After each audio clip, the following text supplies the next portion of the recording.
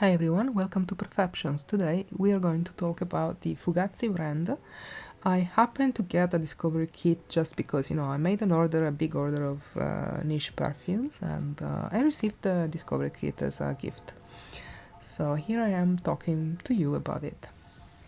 So first of all, these perfumes, I don't know how they're priced in your country, but they run around almost $200 in my country for the 100 milliliters bottle, and then it's about $120 for the 50 milliliter bottles, or a bit more, maybe in dollars. Yeah, $130 I think it would be. Yeah, so let's go into the fragrances.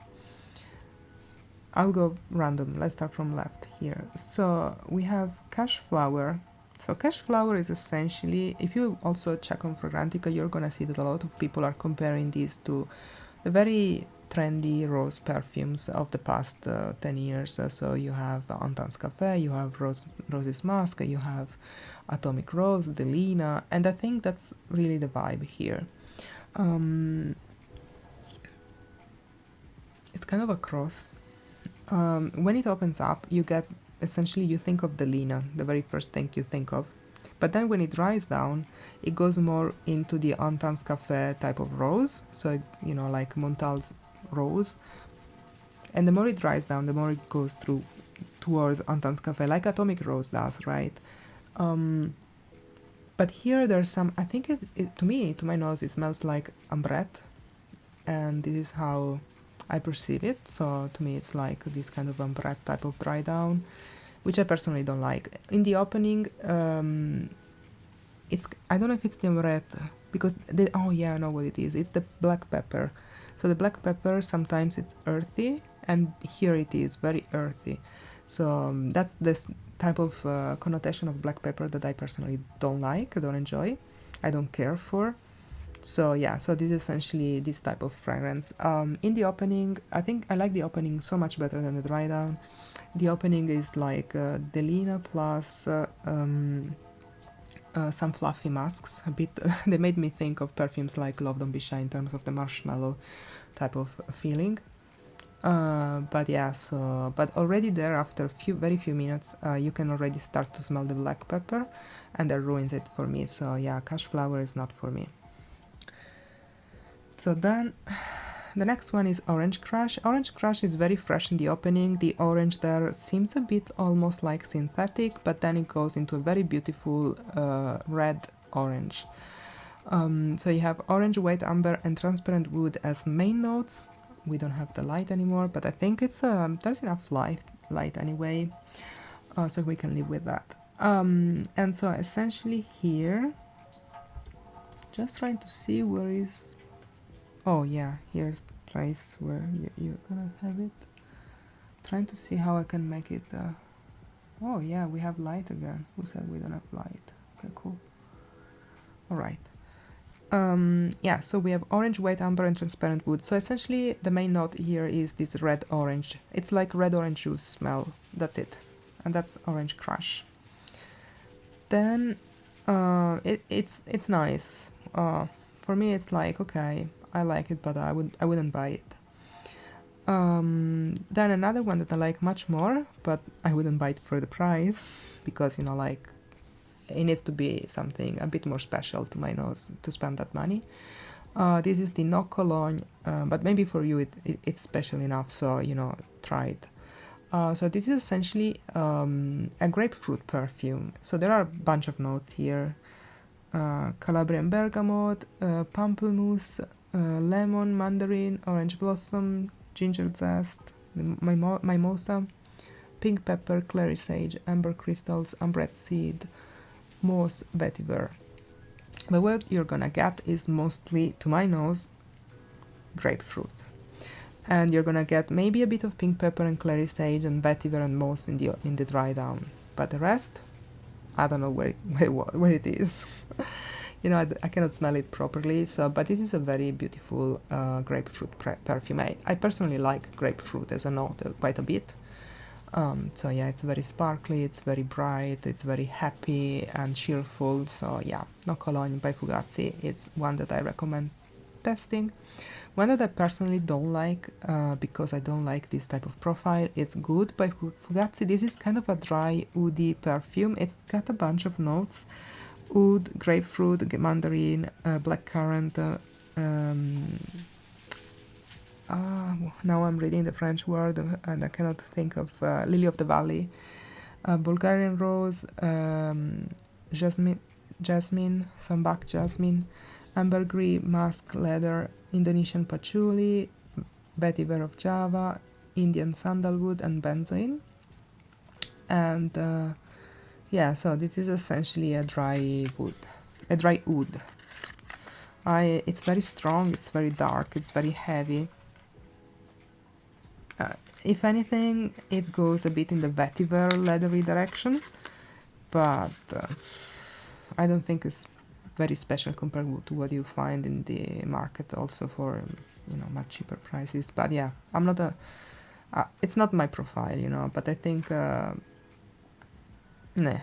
I wasn't impressed. Then another perfume could be Angel Dust. So Angel Dust is essentially your slightly dirty, ambery, Middle Eastern musk. That's how I see it.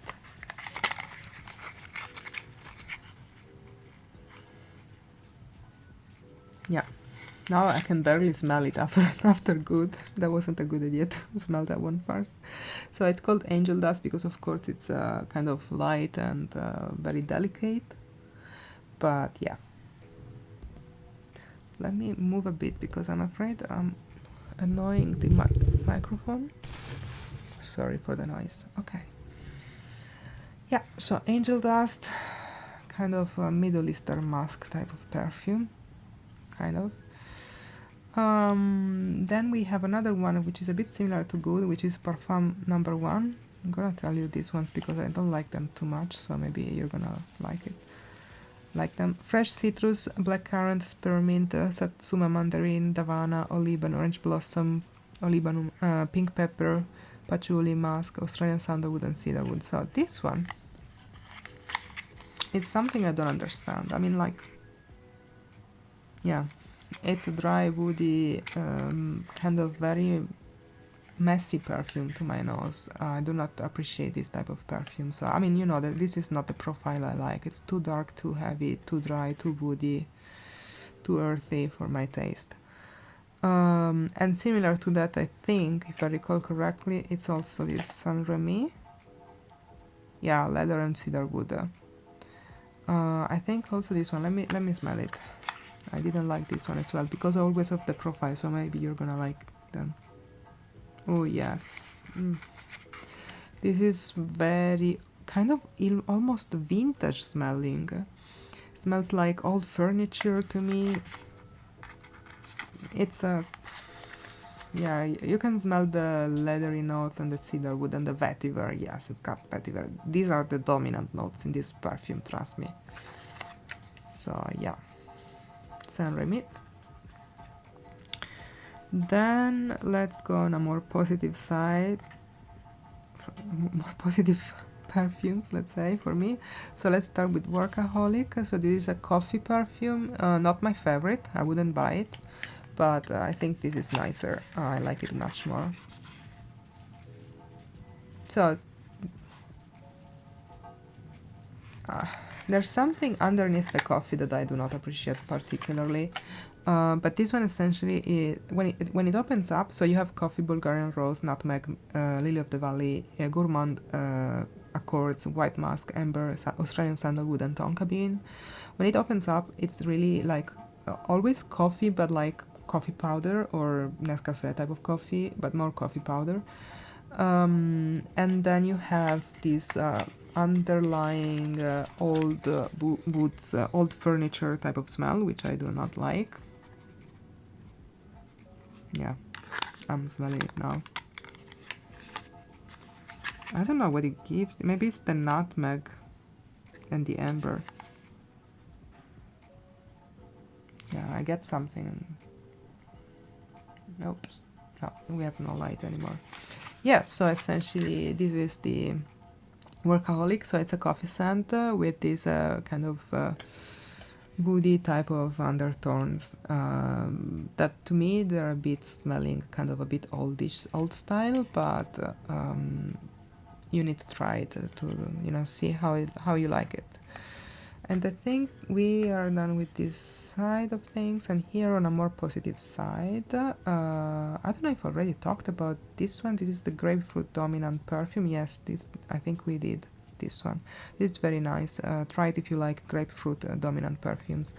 Then we have Sugar Daddy.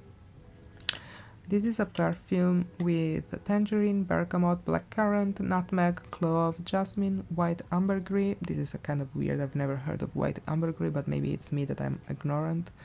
Moss, cashmere, and patchouli. So, this one is something I like, but I cannot explain you why. I think it reminds me of something from my childhood. Maybe some flavored pen I used to use, some flavored doll, who knows.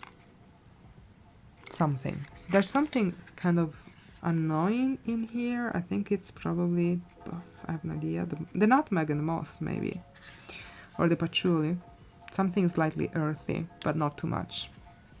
That's in the dry down.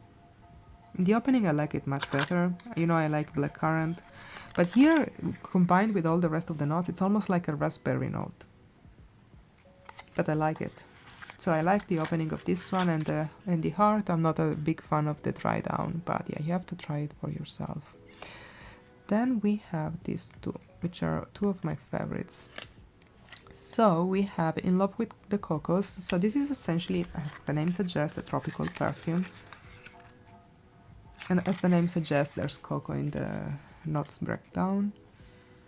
So bergamot, lemon zest, coconut water. I don't understand. I think I have a problem with the background. Let me see if this way we are. No, it just doesn't do it. Let me do this. Is this working? No, not even. Anyway. Bergamot, lemon zest, coconut water, orange blossom, geranium, rose, amber, musk, and ambrette. So, what you're gonna smell to make it simple, in the opening, okay, in the dry down you have tropical lotion, like a suntan lotion, but it's not like super obvious. I think there's some tiare and ylang ylang that are not declared in here, to my nose. But it's tricky in the nose, if anything. In the opening you get this beautiful coconut. To me it's not coconut water, to me it's really like coconut cream. The milk, the coconut milk, and you can prepare a cream with it.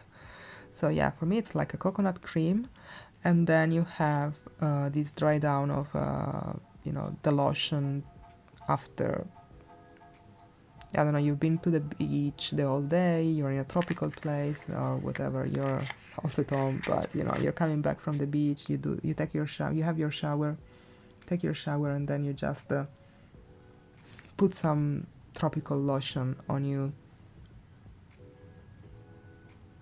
Could be a sunscreen as well, but it's not that much of it's not the usual one, so I think it's nice because it's different from the rest. There are, I don't know, a gazillion suntan lotion type of perfumes, and I'm a sucker for this style. I really like it. So, and this one I think is different from the rest of the bunch.